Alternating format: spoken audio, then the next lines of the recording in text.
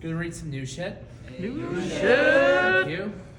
I'm gonna be real with you. This is overdramatic breakup poetry. Take that for what it will. This is girlfriend material. When I was in art school, I learned that performance is a kind of sculpture. Instead of wood or marble or found objects, the material is you, plus time, plus space, plus audience. Which is to say, she told me the other day that she didn't think I was girlfriend material, and I thought, as ever, what would critical theory have to say about all this? In art, as in material culture broadly, the choice of material for a work is never weightless. It is political, it's bound up in class divisions and the legacy of settler colonialism. We who toil in late-stage capitalist empire are beholden to the same cultural scripts as everyone else, and we are not immune to propaganda. If you were commissioned to create a sculpture of George Washington and you chose used condoms as your material, you would be called political. You would be called provocative. But of course, the choice to use marble as your material is also provocative, is also political. The question, as ever, is which story gets to be the story and which gets resigned to counter-narrative status.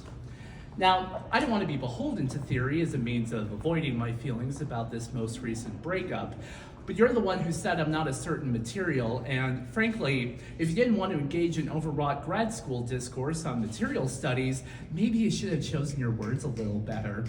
If you think about it, you basically did this to yourself. I think it was Derrida who once correctly observed, if you don't want art made about you, don't fucking make out with poets. Researchers who study linguistic relativity are at violent odds over causality. What else is new? Which is to say, does language absolutely define cognition, or rather simply offer up some helpful best practices? I never know what to say to you now, which is to say, I don't know what happened. It's sort of like what I think of when I think of a color may not be what you think of when you think of a color, which is to say, my blue may not be your blue, which is to say, your low E may not be my low E, which is to say, my I love you may not be your I love you.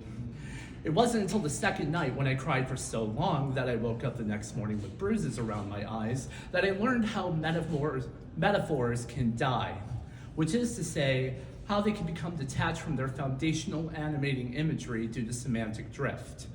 I wondered if it would comfort me to learn that the metaphor most often cited as a representative example of this phenomenon is the term falling in love.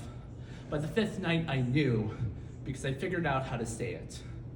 Last night I learned about the concept of jamais vu, a sort of inverse of déjà vu, which is to say how the familiar becomes unknown to us. Which is to say, the means by which you become a stranger. Which is to say, maybe someday your name will U-Haul with your new girlfriend to the tip of my tongue and live there happily ever after. Which is to say, your ever after is probably not my ever after.